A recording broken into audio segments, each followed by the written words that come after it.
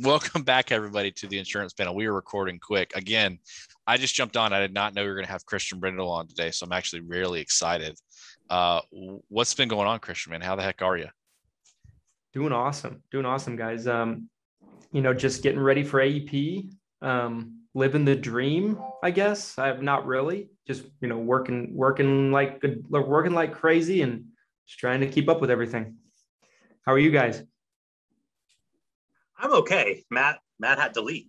Yeah. Well, I had my I was actually just walking out of the office. I was like, oh, I can probably race home before Nick sends the invite. And I was like walking out and locking up. And then he's like, I sent the invite. I was like, dang it. Sorry about that. No, it's all good. So I had to turn on my light again.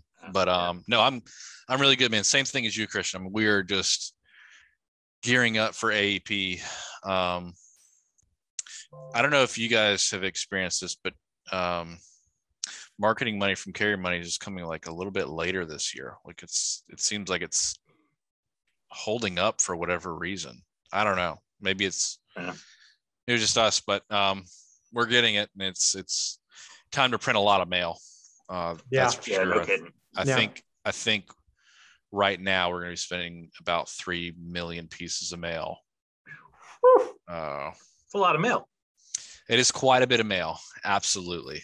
But it's going to be a good time. And then what I see happening is, people are going to get a bunch of mail, right? So what we're trying to do is, here's the strategy for us, is we're going to drop a bunch of mail, like half of it, the first part, like the first timing of can't remember the exact day that we're going to be dropping it, but trying to time it so it comes in like October 1st is kind of like where we want it to come in, right? Getting a bunch of those, and then about halfway through, maybe the week after AEP starts, dropping another set. Mm-hmm.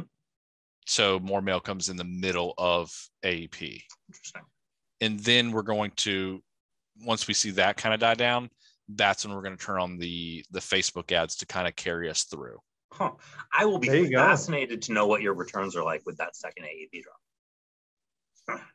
Well, never mind. I can't say it. Yeah. I mean, we can talk some other time. Well, it's going to be kind of like my ploys and my marketing strategy is, because most people are going to be mailing on the first, like on the big drop on the first set, right? So a lot of those people are going to be mailing the stuff out, but then it's like our mail is going to be like, hey, like this is open enrollment's not long, like it's a mail piece specifically designed for open enrollment. Like, hey, there's not much longer. This is your last time to fill this out to get this done before open enrollment ends. Kind of a specialty mail piece to try to generate a little bit extra. Yeah, no, that sounds exciting. Like I'm genuinely curious. Yeah. And I cannot wait to find out how that goes, because that sounds like a really interesting idea. So Christian and I were talking on the other channel recently. Christian's channel. Yes, Christian's channel, and that's going to be going up probably like weeks before this goes up. So Monday. Yeah, no, dude. I'll say one thing about Christian is, like, we did a video with him not too long ago, and then I was like, I got done and I took a piss, and then it was up. Christian, that was like, what are you? How do you pull this up? So we will definitely put a link down here somewhere for the video that I did with Christian. And we were talking a great video, by the way. Yeah, no, it went well, and we talked about all sorts of stuff, but conferences and what he's doing with his conference and all sorts of stuff. It's a good video. You guys should definitely check it out. Is Nick going to go to Christian Brindle's conference? But that is to be determined. But I will be there if you can get Nick there. I'm saying I'll book my ticket now. All right. So I get 2 for 1. If I can close Nick on the idea, then I get Matt too. I will just put in a plug, because given that we've recently talked a lot about conferences on this, Christian kind of goes over his guest list for his conference in that video. And if you guys go and watch it, his guest list is pretty good. He's got a strong guest speaker list. And it sounds like it's actually like a very serious, like jam-packed little weekend of speakers. One thing I know about Christian is he always delivers the content, and I know it's going to be good. Yeah. I'm waiting one day. Most people don't know, but I'm waiting one day for someone to ask me to speak. But no one ever does. People don't think I do anything around here. So, well, we know that you're busy enough as it is, right? Because now I mean, you told me once upon a time that you didn't want to be the lead guy, and now you're the lead guy. That's exactly it. You know? Yeah. Yeah. We know you're busy. We know you're too busy. The new role I was given is director of marketing. My role at the company I'm at, we try not to say where we work at the best we can on the channel. So, but everybody knows I work for IFG. It was national sales trainer for like 2 years, right? All the way up until like Monday. And then someone's like, should we call Matt something different? Because he does a whole lot more. He was like, yeah, director of marketing. And so now I'm director of marketing. So it sounds better than the lead guy, but I'm the lead guy. Mm-hmm. Yep. It's a fancier term. It's a fancier term for sure. Yeah. But I mean, not everybody can do what you do, you know? Somebody's got to fill those shoes. I think everybody can, just not a lot of people want to, because you can go crazy. Right. Some people, right, would, like, even you, Christian, you're like, Matt, make me some leads. I don't want to have to deal with it. Just make me the leads and I'll run them and I'll close them. Right. Which is what agents should do. They shouldn't have to try to worry about making their own marketing. They shouldn't have to worry about that stuff. Like, let somebody think about that and like lose sleep over it. So all they have to do is pay some money, get some leads, and go sell some business and make a ton of money. You know? Yep. I mean, it's the age-old concept in the insurance business, right? Like, buy some leads, right? Direct mail's been around how long? Forever. Right? Like literally since the all of us. 1800s. Yeah, like forever. Yeah. And so, you know, you buy some leads, as you know, it's been known to say on this channel, and you work those leads, you sell those leads, and you get paid. It's an interesting concept. It works well every time. And you take a little bit of the money that you got paid and buy more leads. Buy more leads. Buy more leads. Yeah. So it's an age-old tradition in the insurance business. It's interesting though, like when you talked about generating your own leads, that has very much become a mainstream topic, right? In the last, in my opinion, from my perception, maybe the last 3-4 years. Not in the last 3-4 years. I'd say in the last 2 years, mostly because of COVID. A lot of people switched to telesales, right? When they switched to telesales, lead vendors were making hand over fist because people were coming in groves to buy their leads, because it's not smart. Nick attempted to do his own telemarketing for final expense with direct mail. It just didn't work. No, it's terrible. Right? You have to go into the digital side if you're going to do telesales. So these lead vendors were making just absolute buku's amount of money, right? And then everybody knows that if you're buying it from a vendor, they're making money. So then it's, okay, how are they making it? And to be honest, you can go on Facebook and YouTube and learn how to make your own ads. Mm-hmm. Right. You can go to Facebook lead ad library, type in senior benefits, and you're going to see just a multitude of ads. Well, the problem becomes is if everybody that watches this video, which you should, if you go on the Facebook ad library, type in senior benefits, you're going to see the same ad. Everybody's going to use the same exact copy and the same exact picture. Mm-hmm. Well, then it becomes me, Nick, and Christian are all running the same ad with the same copy, with the same picture, the same headline, the same questions. In the same areas. All over Salt Lake City, Utah, where Christian is, right? Oh, good Lord. Right? Except mine I'll say for Pennsylvania people, which is... Yeah, for Pennsylvania. So then what happens is Christian's saying, you know what? I'm willing to spend $50 a day, because that's a lot of money. Or a new agent who's just getting into it, who wants to save money, going, I don't want to spend a whole lot. I don't know if it's going to work. I'm going to spend $50 a day. And then Nick, who's been doing it for a while, is like, you know what? I'm going to spend $100 a day. And then I come in and I'm going to spend $1,000 a day. I don't care. Right. Who's going to pay? Yeah. Everybody. Yeah. We're all going to everybody. Pay. Yeah. Yeah. Who's going to get the front view? Well, you are. You're definitely you.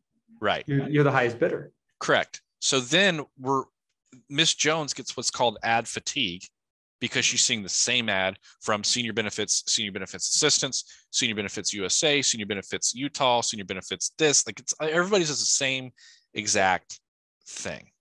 Mhm. And then ad fatigue is real. Eventually, Miss Jones is madder than a midget with a yo-yo because she's seen the same ad over. And there's only two kinds of people that don't like that joke. It's little people and people that don't get that joke. That's a funny joke. I don't care who you are.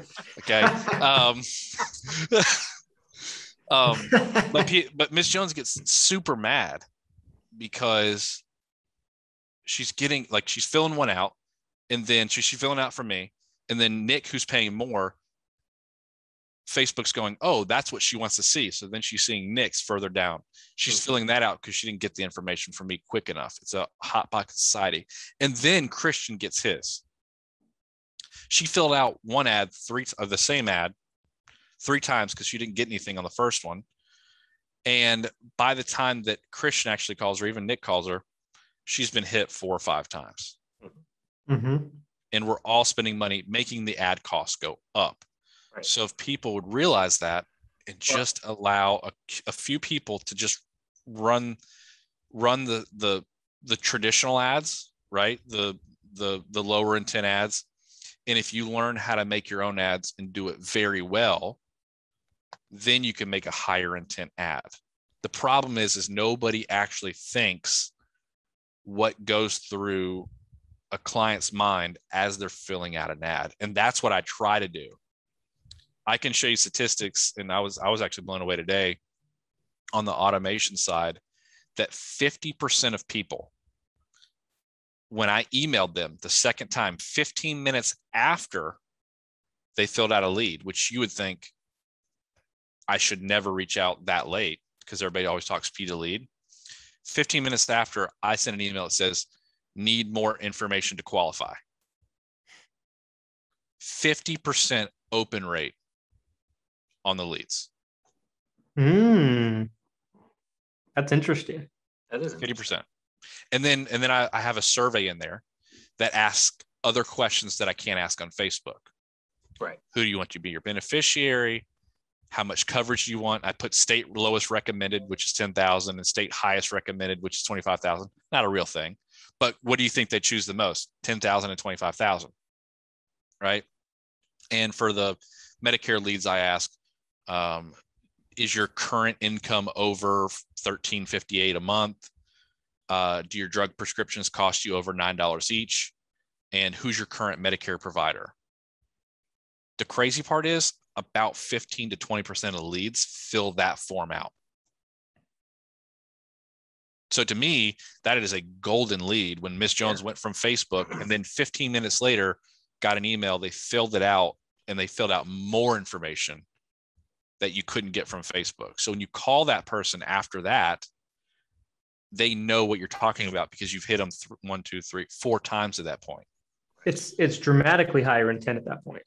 Yeah, but people don't do that. And because it takes a long time to learn how to do it. It does.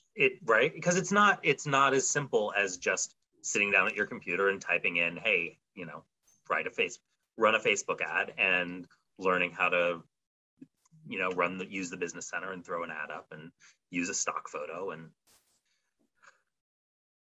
the Facebook ad environment for independent agents is, I'm at the point now where I would say, if you're an independent agent, unless you have the time and the money to learn how to do it really well yourself, and you can, there are people out there who will teach you to do it properly. It won't be free, but friend of the show, Justin Thomas, has a really good system. It works really, really, really, really, really well. Terrific. And he will teach you how to do it. It's going to cost you some money to learn, and some time. But unless you're willing to do something like that and invest the time and invest the money to really learn to do it yourself, or you've got somebody like Matt working for you, who is doing these things and kind of like penetrating the force, like, you should probably not be doing Facebook leads right now.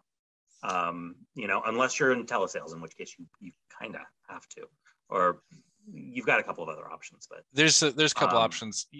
Basically, if you've never done it before, expect to either spend $5,000 learning it yourself, or spend $5,000 to have a course to teach you. And then still you're going to spend money on top of that, still figuring it out, because just part of Justin's course is, hey, you're going to throw some money at this thing and you're going to lose money. Yeah.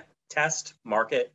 I mean, it is, I was just talking to an agent the other day. So one of the people that I'm working with, who is a final expense agent who's looking to start selling a lot more Medicare, and they want to, their 5-year plan is to transition fully out of final expense, and in that 5 years have built up a Medicare book of 500 to 600 people, so that they can just leave final expense behind and just focus on Medicare full time. They feel like once they get to like 500 Medicare clients, they're in a position to be able to fully transition. And so they were like, hey, how do I want to start running extra ads. I want to start running extra leads just for Medicare. And I don't, for the agents that I'm working with, I don't recommend running specific Medicare leads. You are already, if you're a working final expense agent, you should already be getting like 20 to 30 direct mail leads a week and sitting with like 15 to 20 people a week. You don't need more leads. You've got lots of people to see. But, and theoretically a book of business to call. But they were like, I wanna do Facebook ads. I've been seeing these people that are selling these Facebook leads and they're really cheap. I can get like 50 leads for like $2. Should I do that?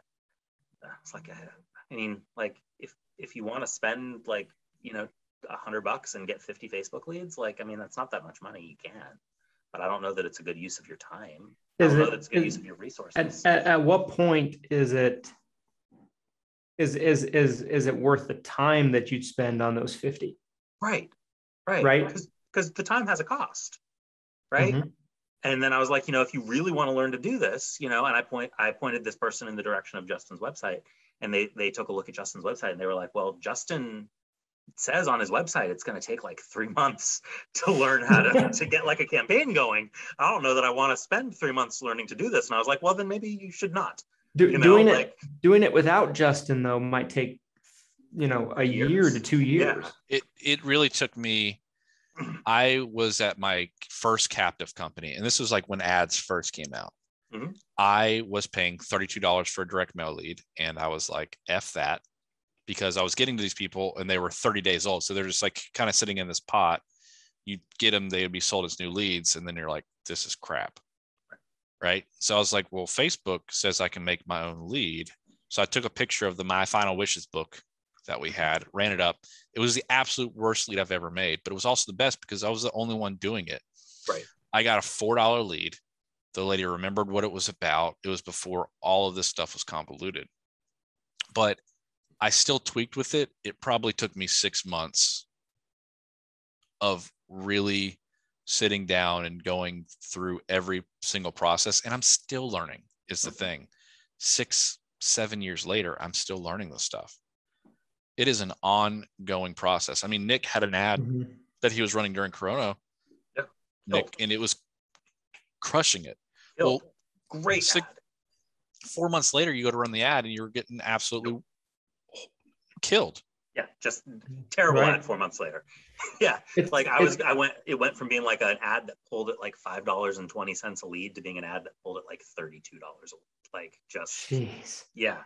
It's crazy because algorithms change, right? Systems change.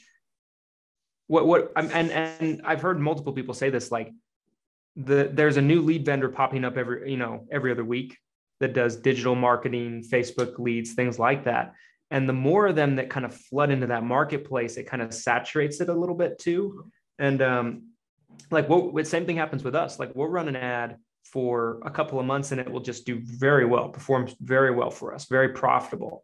And then all of a sudden it'll just fall off a cliff. And we have to go back to the drawing board and kind of revisit that idea and change everything up. And it's an ever-changing dynamic. Yeah. The other thing I'll say, going back to like the $2 leads that someone sees, what the vendor that is showing you is a $2 lead, because they'll show you the little snippet. It's like 23 leads for $2, like total cost $69. What they don't tell you is that they're running multi-state campaigns with a very generic ad set that says something about free or free guide or something like that. And it's not really a good quality lead. Right. I can tell you right now, I'll pull up an ad for you. I'm running one in Tarrant County, Texas for final expense. I made 15 leads. It cost me $12.64. Yeah. That's not bad for a local lead that I'm happy with. I got one in Ohio for $8.20. Another one in Texas, 1366. One in Orangeburg, South Carolina, $8.24. 1503 in Ohio, $10. I mean, there's such a variety, ups and downs, that I can tell you that the $2 lead does happen, but it's rare. Right. Well, especially these days, right? And and the other thing that pisses me off, I'm going to get off my soapbox, I swear, is the lead vendors that are doing it. If you ask them to show you how much money they've actually spent on Facebook, they won't do it. Interesting. I've got an ads manager that I can show that spent over $1 million. Right. Which means I've spent some money on Facebook. Yeah. But the new vendor that's going $2 leads, if you go, hey, show me how much you spent over the last 3 months, it won't even be close to $25,000. Right. That means I've spent $1 million, not collected $1 million from an agent to then, like, I've spent $1 million on Facebook alone. Like, there's some trial and error to that. The guys that are showing you the $2 ads is they took a course like Justin's. They finally figured out, they hit this like cool lead that showed $2. They decided to become a lead vendor. Right. And then they start taking lead orders, and they're charging $15, $20 a lead or whatever it is. And then all of a sudden their leads don't come back the same way as the $2 lead, and they're getting killed. And then people get mad. And then when they finally get to me, or they finally get to someone who actually knows what they're doing, and they go, you're not going to sell me this bull crap. And I got to go, dude, what I'm going to tell you is, if you think that my leads are going to be perfect and Miss Jones is going to open up the door with a checkbook in hand, you're dead wrong. That's not what a Facebook lead is. I got to tell you what a Facebook lead is. I got to run a 35 to 50 mile radius. You're going to drive, right? Not every lead's going to be perfect. Some numbers are going to be incorrect. I said, but these are about skimming the cream off the top. And I got that from Nick.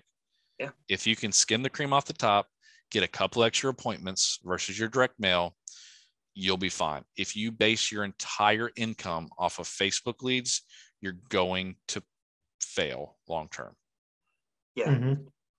You need off soapbox 5 Facebook leads for every direct mail lead these days. I used to say it was about 2 to 1, but I don't think that's true anymore. I think with the way that the environment is changing, 4 to 5 to 1. Yeah. So if you're getting 20 direct mail leads a week, to replace that with Facebook leads, you need 100 to 120 Facebook leads. Like, maybe not quite 120, but around 100. Yeah. Final expense, you can get away with 60 to 75. So there you go. Like, it's still a significant difference. Yeah. I mean, we've found that with direct mail, not only that, I made a post this morning in Six Figure Medicare Agent. Yeah, had a stack of leads. Those leads are all probably somewhere between 3 to 6 months old. And we're going to make a ton of money on those leads this coming AEP. There's something to be said about the shelf life also with direct mail leads. Like, there's no other lead that's quite like that. I remember when I first got into the business, one of the first training video things that I ever did was with a guy named Tim Winters, who is also, I don't know how well known Tim Winters is anymore, but it was an interview that was done with Tim Winters, who is one of the 4 or 5 people who was with Equitable back in 10 years ago, 15 years ago, who kind of developed the system that most final expense agents use now. Yes. And in that video, he talked about how he wasn't intending to get into selling final expense. I think he was an annuity sales guy or whatever, but he'd been given some final expense leads. And he was given like 100 or 150 of them that had just come in, and they sat on his desk for a year before he did anything with them. Because they were free to him. He didn't really care about them. It wasn't really what he wanted to do. And he kind of got to a point where he didn't have any activity. He needed some people to go call and see. And he's like, oh, I've got this stack of these like year-old direct mail leads that have just been sitting here that I haven't done anything with. And so he started calling them. And he said, and to my surprise, it was like they were brand new. It was like nobody said, oh, I mailed that in a year ago. Nobody acted like they didn't know what I was talking about. Nobody was like, why are you calling me? He's like, the numbers were still good. People still wanted to set appointments with me. I went out and I wrote just an amazingly large amount of final expense premium based off of that. And that was the moment when I decided, final expenses for me. And I was going to start investing my money in final expense and selling final expense. And he did, and he's one of the best to have ever done it, and founded YIG and all sorts of stuff. But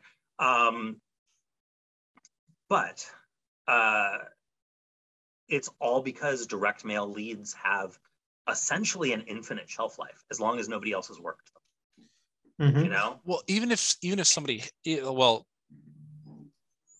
the reason that they work so well is because when you say, Miss Jones, you put in a postcard in the mail, they probably did it. Even if you called them a year later, they probably did it 3 weeks ago. 3 weeks ago with another card. They don't know which one you're talking about. They think it's that one. Yeah, exactly. You don't say you mailed in a card a year ago. Yeah. You say you mailed in a card to the office about state regulated final expense programs. You're not asking, do you remember that? You're telling them that they did it. I'm calling you because you did this thing. And they're like, oh yeah, I did a thing. Right. Yeah, I remember. I did the thing. Okay, great. I'm going to be by that area tomorrow, dropping it off. Exactly. And it works the same. I mean, it works the same with Medicare. It works the same with anything. Absolutely. Honestly. I mean, it's interesting because, one thing that I started doing about a year ago was, nowadays everybody can text on their cell phones, right? So what I started doing about a year ago is, because we all run into the occasional person that says I didn't fill anything out, right? Yeah, sure. I would take a picture of the card. I'd be like, can I text you a picture of the card just to make sure that I got the right person? They come back and they say, sure, no problem. Almost always, 99% of the time. And I'd say, can I get a good cell phone number for it? Now I have either the cell phone number, either I'm talking to them on the cell phone or I have another contact number. I send them a picture of it. And surprisingly, that opens them up and they're like, well, that does look like my handwriting. And then it opens the door to having a conversation. Like, whether you're handing the card to them in person or whether you're showing it to them in some capacity, I mean, there's nothing quite like it. Like when someone types on a keyboard on a Facebook lead, it's not the same thing as them looking at a piece of paper with their handwriting on it. It really isn't. Yeah, I think I've talked to Nick about it. I'm developing a lead still, Nick. Yeah. That is a direct mail Facebook hybrid. So it brings them from Facebook to a landing page where they fill out their information by typing, right, or on the cell phone, but they have to sign with their finger, their initials, to hit submit. And when I tested it, I think back in 2018 or 2019, I don't remember what it was, but when I called and I'm like, hey, you filled out the form on Facebook. You remember the one that you had to sign with your finger to go past? Like, yeah, I remember that every time. Right. Because it was an actionable item of them doing something. And it's a unique experience. Yes. Right. I mean, if we're going to talk about like doing Facebook advertising, that's the key to, if you're going to run your own Facebook advertising, is finding something that is unique, that will be unique and memorable for the person who is viewing the ad. I thought about the other one the other day that I'm going to try out is I'm going to say, please put in the current time for verification purposes. Yeah, that's a good idea. where they have to look at their phone and go, it is 4:49 p.m. You remember when you filled it out at 4:49 p.m.? Remember that it asked you to put in the time? Right. That is an actual item. That is something they're going to remember versus Miss Jones, you said your favorite color is blue. Right. Yeah, right. That's not something that's unique anymore. Everybody does it. Favorite book, favorite color, favorite TV show, whatever. It's used. You know why we started doing favorite TV show? Because it opens the door to talking about the TV shows. Well, and everybody was doing favorite color. Everybody was doing favorite color. It talked about favorite TV show, and it was Gunsmoke, which was normal. That means they had extra channels on their cable bill that they were probably paying for. So I know I could help them save the money on their cable bill with their life insurance. And then I used to say favorite candy. And candy's a good one. Favorite candy was a good one because they'd say Snickers. I'm like, Miss Jones, you're not gonna believe this. My favorite candy is Snickers. I'm gonna bring. I usually have some of the snack size with me. I'm gonna bring you one. And it was like that was the conversation. But anyways, but the making something memorable, time, signature. That's what's memorable about a direct mail lead is they had to walk to their mailbox. Mm-hmm. They had to scoot all the way to their mailbox. They had to open it up. They had to scoot back with the mail. They took the majority of the mail, put it in the trash can. They sat down on the rocker. They leaned back. They're watching Colonial Penn talk about $9.99 a month. They called in. They're super mad because it wasn't what they thought it was. They hung up the phone. 2 days goes by. It's still sitting there. Aunt Poo Poo died, right? And then they talk to their husband and go, do you think we need to get this? And they go, yeah. They go find a pen. Pens are hard to come by nowadays. They fill out the information. Had to find one that works. They had to find one that works. They scoot back to their mailbox, all the way back. And they take the new mail out.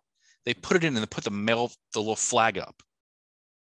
So when I call that person and they're like, I don't remember. Right. I'm like, the hell do you mean? It's like Christian going, hey man, Papa John's, or y'all don't know if you have Papa John's where you're at. Whatever pizza place. Yep, we do. You're like, hey, I want a bubblegum and anchovy pizza delivered here, stat.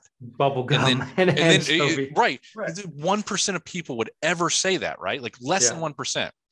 There's a point I'm getting here. And I showed up to your thing with this pizza and I go, I got your bubblegum and anchovy pizza. And you go, I don't want that. I didn't order it. I would look at you like you're stupid because no one else does that. Right. Who else is ordering bubblegum and anchovy? But that's the people that fill out final expense cards. It's the less than 1% of people that think it's a good idea to put their personal information on a direct mail card and put it back in. So when they tell you, I don't remember, it's a smoke screen. Yeah. And it's very easy to get past. You just have to be experienced, not even experienced enough. You just have to know how to go past it. Yeah, you just have to be willing to. Yeah, I mean, my favorite thing is if I'm setting appointments and like a spouse, it's a couple, and one spouse says to the other, "Oh, it's about that thing that you told me I should fill out." I'm like, boom, that's going to be a sale because they actually were interested enough to have discussed it with each other together.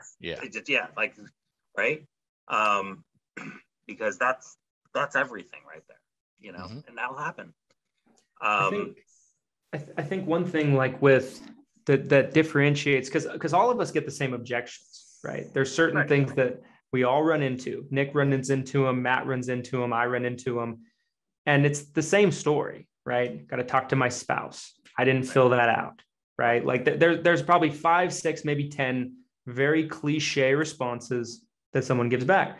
What differentiates a Nick Frumpkin from John Smith down the street that none of us have heard of, that maybe doesn't have the level of success that Nick has had, is Nick doesn't accept that answer, right? Nick's like, Nick's heard that a million times. Nick's like, I don't know if I believe you, kind of thing, you know, like not that he says that to the prospect, but Nick finds a way to maneuver around that deflection.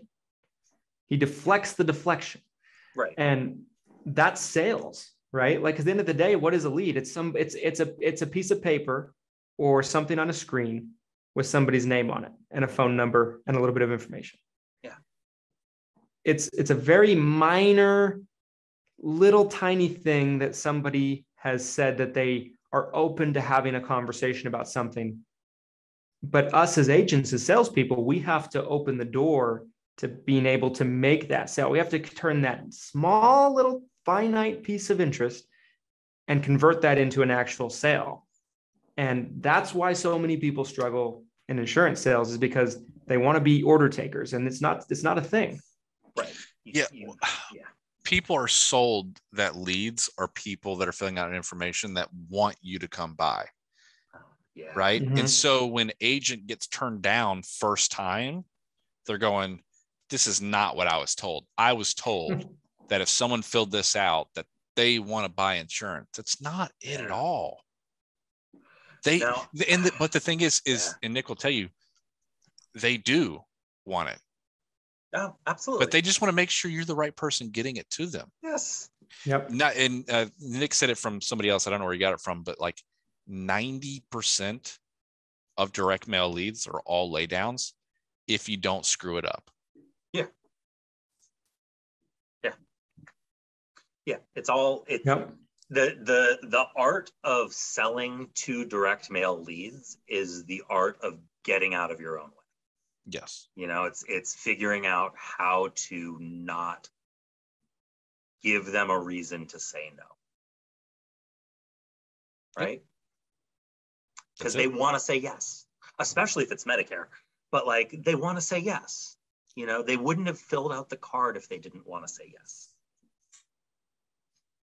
But there are 1,000 reasons for them to be like, I don't trust you. And some of them you're not going to have any control of, right? I wrote 16 apps this past week. True. Good it was week. A good week. It was a good week. But I did not sell everybody. And I, in fact, straight up just had one person be like, listen, I don't feel comfortable with this situation. I don't think, I want life insurance, but I don't think you're the person to get it for me. I don't feel like this is a comfortable thing. I don't feel good about this. I was like, okay, stuff happens. You're not going to always connect with every person. You're not going to sell everybody. Oh, well. The other thing that your story, Matt, just now made me think about was, I don't know if this guy watches the show, but we had a guy who's a pretty decent producer at our IMO bring his girlfriend into the business. Got it. And he was with a captive agency for a couple of years before he joined us, and he was a decent producer there, and he's been producing pretty well since he's been with us, and he's been with us for 3 or 4 years now. And his girlfriend came in, and she was coming in, I think she was a social worker before she did this, but it's something where she worked with people, and she worked with elderly people anyway. Right. And she went out her first week and just murdered it. She went out and wrote like $12,000 in premium her first week or something like ridiculous. And was like, I don't know what you guys are all talking about, like having to do all this sales technique and being overly general when you're setting appointments, and like, these are direct mail leads. We know these people want this. Why are we all being so sneaky and like not just coming out and saying, hey, I'm coming to sell you insurance. Do you want any? And so she's not selling insurance anymore, because it doesn't work that way. You do have to follow a process. Just because they want to buy insurance theoretically doesn't mean that there isn't still selling that needs to happen. It's just, you don't need to sell the idea of final expense whole life. You don't need to sell the idea of Medicare. What you're selling is that you are the person who has the solution to their problems, and you do that by going through a process where you build trust and demonstrate expertise and lead them down the path, instead of walking into the house and saying, hey, want any insurance? If you don't want insurance, I'm out of here. Yeah. Right? I don't know. If only it worked that way. There was Right. this interview that was done, I think it was last year, maybe the year before, and Grant Cardone went on the Wolf of Wall Street's podcast. If you haven't watched this, you need to go watch it. But essentially, Grant Cardone comes in there, and it's clear from the get-go. These are two guys that don't like each other, right? They're both gurus, sales trainers, everything like that. And it was a fascinating interview. If just for entertainment purposes, everybody that sees this video should watch it. But Grant Cardone comes in. It's clear from the get-go his intention is to disagree with every single thing that Jordan says, no matter what. He could have said the sky's blue, and Grant would have said, no, it's purple, whatever. And so Grant's going through his pitch, and they're like, well, what, he's like, what's your process when you're selling? What's your process, when you're doing this? And he's like, I don't believe in any tricks. I don't believe in any tricks. I believe in, this is what I got. Do you want it? No, on to the next. And like, it was just just hearing it, like, and that's clearly not what he does or what he teaches or anything like that. He had an agenda, right? To just be confrontational, and probably wasn't thinking about what he was saying. But like, when you actually hear that philosophy being put out there, it sounds so ridiculous, because like, even if somebody does want something, it's never that simple. No, like, I mean, gosh, like I feel like I'm the lightest touch in the world. Like I am the easiest, most lay down sale in the history of the world. Me too. Right? And a lot of salespeople are, right? Like I know typically what I want, and I would like somebody to sell me in an easy process when I go to do this. But it is also remarkably easy to kind of piss me off to the point where I just walk away, and it doesn't take very long. Well, yeah, because we talked about this because of the car thing. Yeah. It's like Nick and I, and you too, Christian, like, know enough sales tactics, right? We've been adept enough to sales that when I go to a car dealership and they start talking to me, I'm like, look, man, I'm in sales. Like, this is the car I want. This is what I want. I just need you to kind of go through the process, and let's go through this. And then they go through what I know are these like shady sales tactics. And I'm like, dude, I'm giving you business. This is a lay down for you. You just need to not do what you're going to do. Right. And they do it. And then I go, you know what? I'm going to go get the car from somebody else.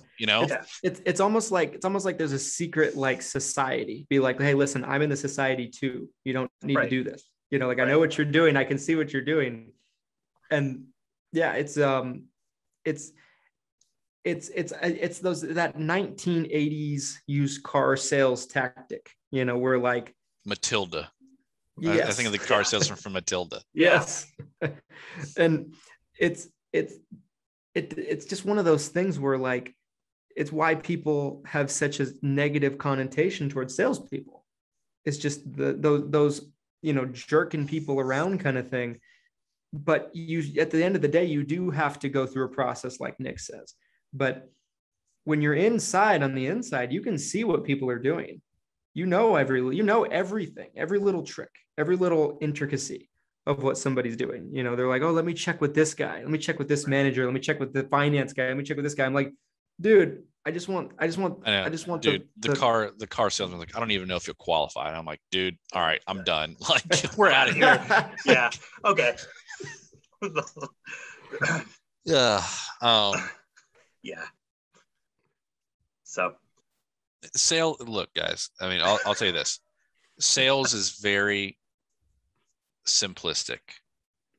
If you listen to somebody like myself, like Nick, like Christian, who has done it, and you don't try to change what is already working. I've seen so many people come in. We've got a call center on the other side of the office here, and we got this new guy. And when we listen to a script, it's way off script. And we told him, stay on script. This is 15 years worth of script on telesales for final expense, which, by the way, is one of the hardest sales you can do for final, like significantly harder, right, Nick? Yeah. This is 15 years of somebody else doing this and just showing you exactly what to say. he would go off script and he was like getting frustrated. And I'm like, dude, just do what I'm trying to show you how to do. Listen to what Christian knows exactly what he's doing. Nick knows exactly what he's doing when it comes to their realm. I know exactly what I'm doing when I come to my realm. Yeah. If you want me to teach you how to like make final expense stats, I can do it. But if you try to do anything different, like, well, maybe I should try it this way, then I'm going to stop talking to you because you're not listening to me. Right. You know what I mean? Like, and whatever. One thing too that's interesting, kind of about what you said with the car scenario, where like, listen, I know what I want, Right. just let's get this done and let's not, play any games. I was talking with a rep here in the area with one of a very, very large insurance company, Fortune 500 company. I will not say the name. And we did a lot more Medicare Advantage production with a local carrier here that is much smaller, that is really only in Utah. Right. And the products are fairly similar, but this large carrier locally here just doesn't have the greatest reputation, just for a multitude of reasons. This local carrier is beloved.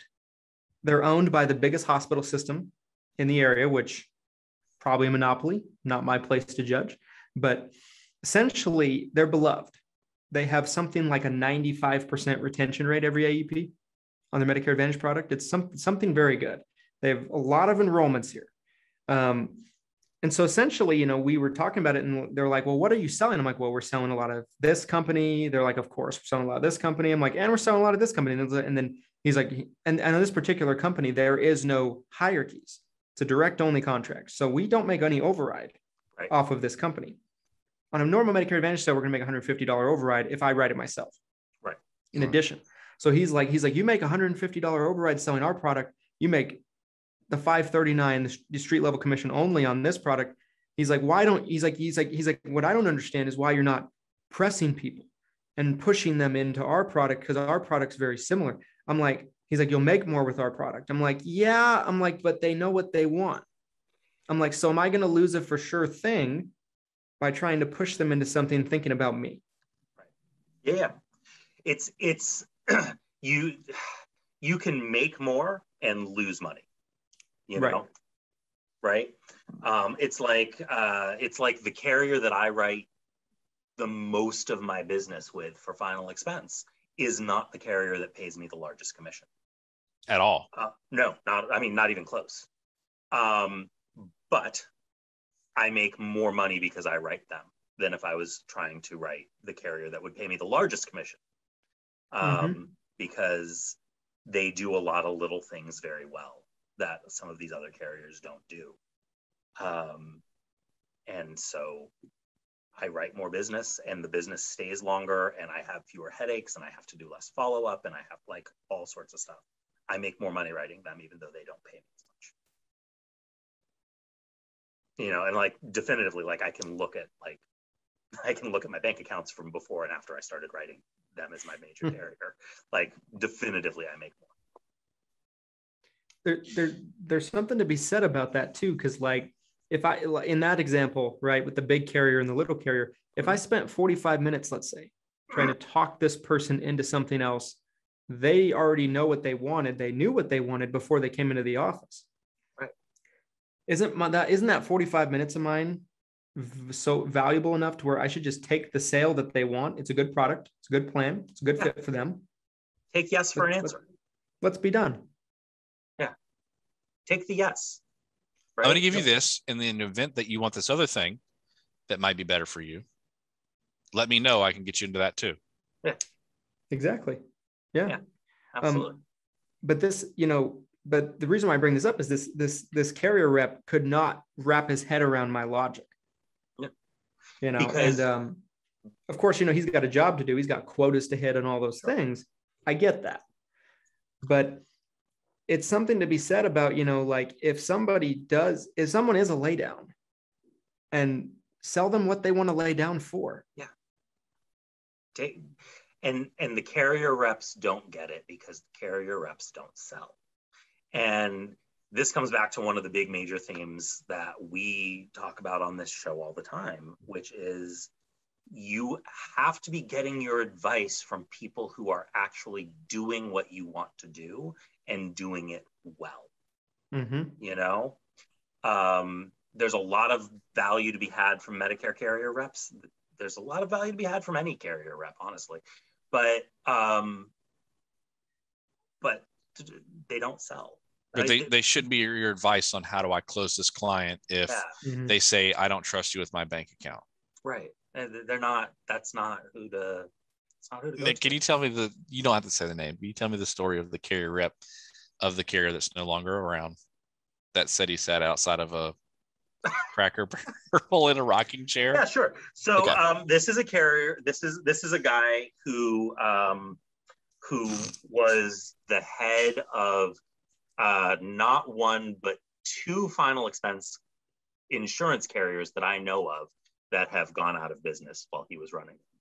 And not a good start. Yeah, a very well known, respected guy in the industry, and does consulting work for IMOs now as his primary job.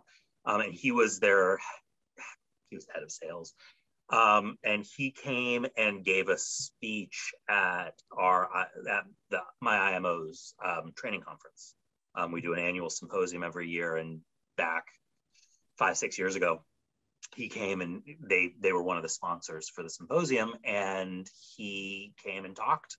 And among the other things that he said, he also spent a lot of time talking about how one of his favorite things to do is legally pursue agents that he views to be unethical and get people's licenses taken away, which is also always real fun.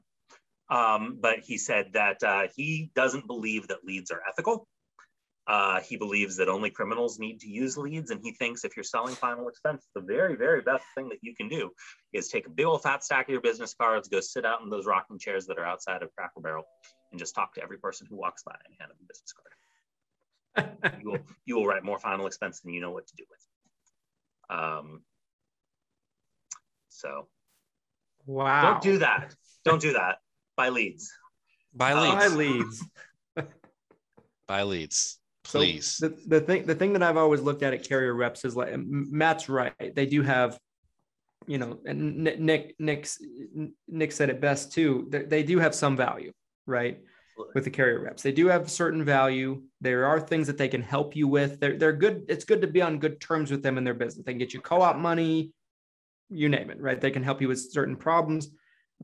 But if they were such a great sales guru, they'd be agents. They would probably make more money. Yeah. I mean, good agents make a lot more money than the carrier reps. Like a lot more money than the carrier reps. Yeah. And a good carrier rep is worth their weight in gold. Like, good ones are fantastic. Be nice to them, buy them Christmas presents. But if you're good at this job, you should be making as much money as a heart surgeon, if not more. And carrier reps don't make that. Nope. Or get the kind of vacation time that we get. So no. A lot of times the good carrier reps end up going off to become agents and start their own agencies. Mm-hmm. Like there's one in particular, like a niche of ours, has been teaching people how to work with TRICARE for Life people. Mm-hmm. And I've been very scrutinized for it over the years, and it is what it is. Yeah. But it's been something that we've, taught and been very successful with the last 5 years since we started to do it. So the carrier rep that actually taught me how to do that worked for a huge insurance company, and he was outstanding. Mm-hmm. And that was actually his first insurance experience, right, in the industry. That he got his license, became a carrier rep. Mm-hmm. And he'd never been an agent before that. When he kind of started to get around agents and agencies and start to find out kind of what kind of money could be made, he went out to, I want to say, North Carolina, and started his own agency. And he's been blowing up for the last 3-4 years. Yeah. He's probably got 80 agents in his office. Yeah. Yeah. Right. It's not uncommon. There's on Facebook,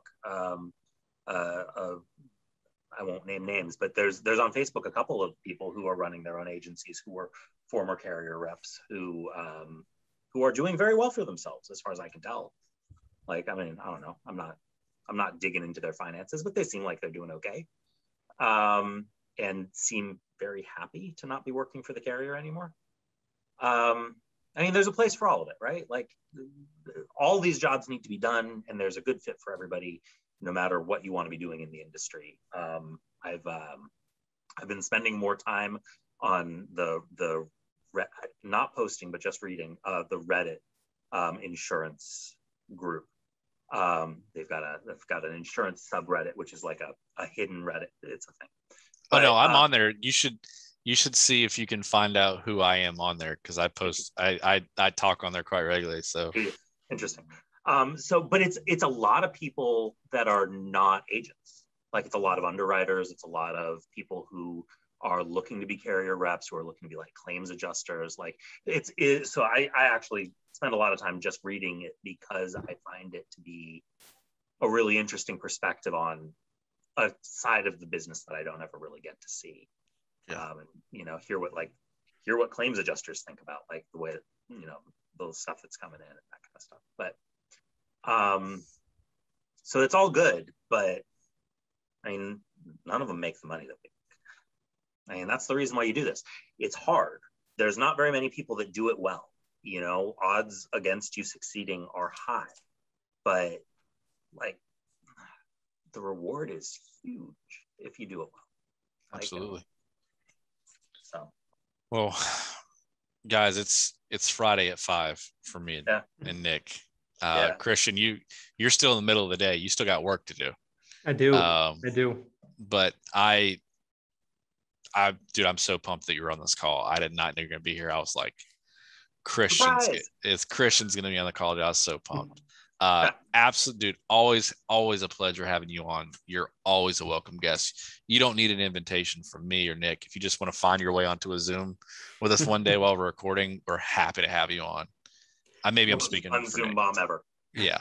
Well, I appreciate you guys having me. It's always a good time, and you guys do great content. Your conversations are always absolutely valuable, and they're fire. And for me, it's just fun to be a part of it. So keep doing what you guys do.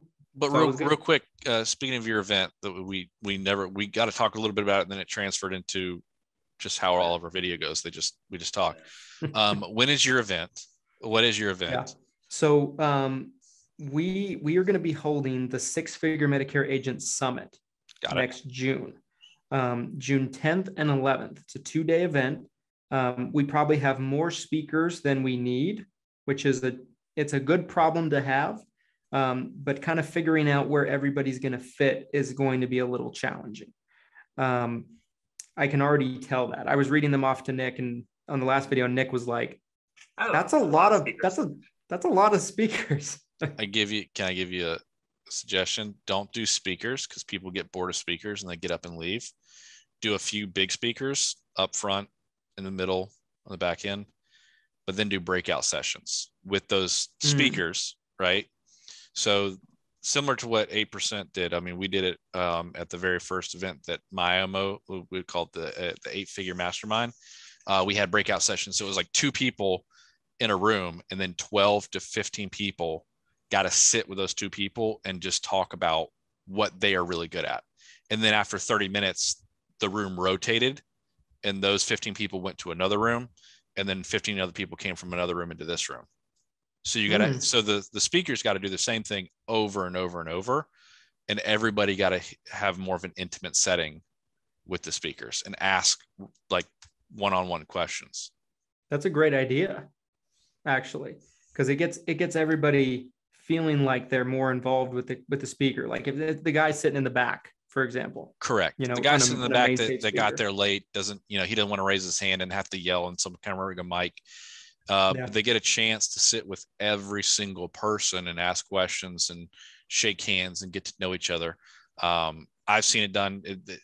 8% was, it was at a bigger scale. There's just more people there. So I think it was a little bit of a crowded mix, but if it's done right, 15, 20 people in a room, smaller, tight knit, telling you it's the way to go. People get a lot more out of it. They take a lot more intimate notes, and it's just, but what do I know? I just work here. Well, no, I think it's a great idea. And something we need to look at. I mean, the main thing too is like with speakers, right?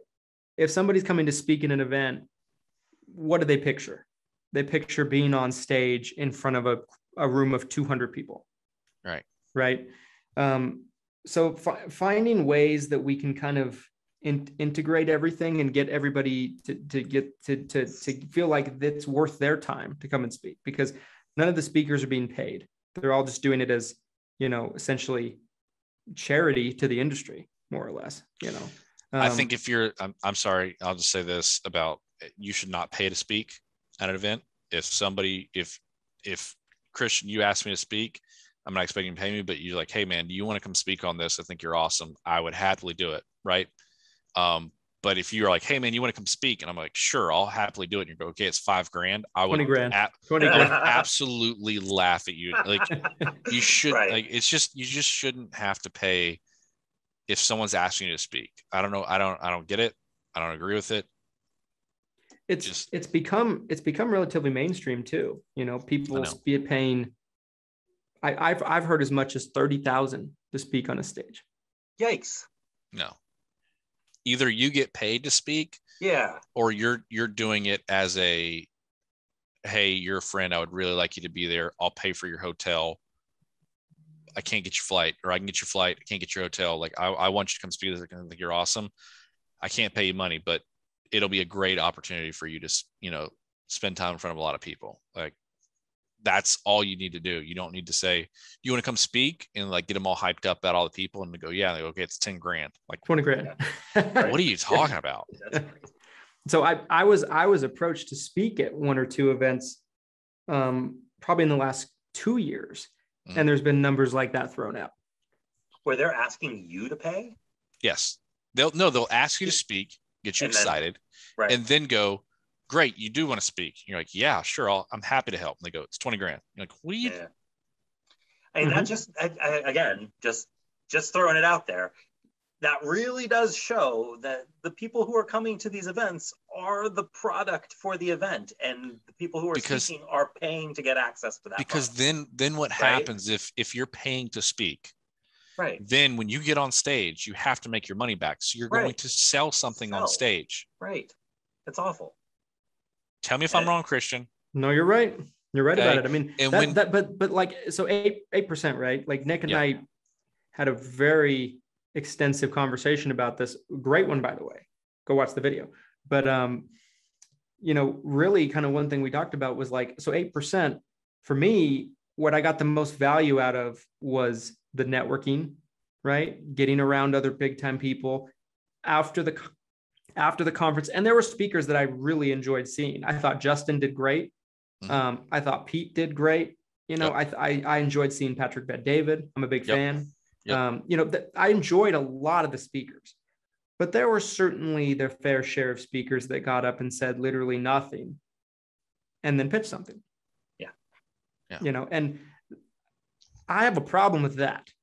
I'm like, you've been on stage for 15 minutes talking about how you lost some weight or whatever you did. There's nothing that I'm taking away from it. And then all of a sudden there's a pitch coming. I just don't like that personally. I feel like what I have less of a problem is if somebody gets up, gives a presentation, has some very actionable content that they share from stage, and then they pitch something. I'm all right with that. I can live with that. When I speak, I usually do it like the potato chip method, where I give you just enough, like one that makes you like lick your lips and like son of a bitch, you didn't give me enough. I really want more. I want to talk to this guy more. So it makes you want to come find me. I don't pitch anything on stage. I just go, cool. And then I just walk off stage. And then what always happens is people come up to you and ask you further questions. When they ask you further questions, that's when you can actually talk to them about other things, which is come work with me, sell me something, blah, blah, blah, right?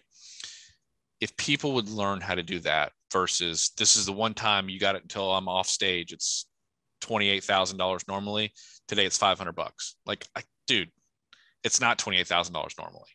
You just made that to make it seem like bigger than what it is. Anyways, right.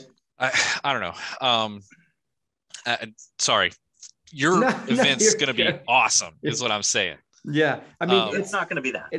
It's yeah. I mean, that what we've really tried to design it is people that are absolute killers in the industry, right? There we have an absolutely fantastic lineup of people that are going to be involved in helping with the conference. You know, and I won't name every single name, but at the risk of leaving people out, we got people like, you know, Galen Hendricks, Justin Brock, Tyler Reese, Justin Thomas, Josh Lustig, Danielle Kunkel Roberts, the Glenn Shelton. There's an absolutely stacked lineup of people. Tracy Lonesbury in the annuity space.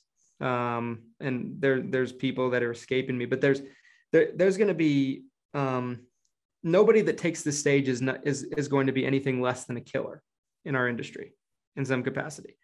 And I feel like we got a good mixture of people as well, you know, so people that head IMOs, some people that are top producers, some people that are digital marketing experts, sales experts. So I feel like we got a really good mixture of people. So we're really excited about it. It's going to be a 2-day event. And yeah, I mean, we're expecting it to, my hope is by the end of the year that the tickets will be sold out. That's kind of our goal. Badass. Hopefully we can help. We'll put a link down here. We'll put a link to the video that you and Nick did, which is going to be awesome. And we'll put maybe some other information about you down there, so people know how to reach you. And definitely go join this group. Six-figure Medicare agent. Six-figure Medicare agent. Great group. Been around for a long time. Grown like a weed recently, but still has that small niche feel that you can be a part of. Not all groups are like that anymore. So really appreciate your content, Christian. Nick, as always, pleasure to have you. And guys, we'll talk to you guys soon. Thanks, guys. See ya.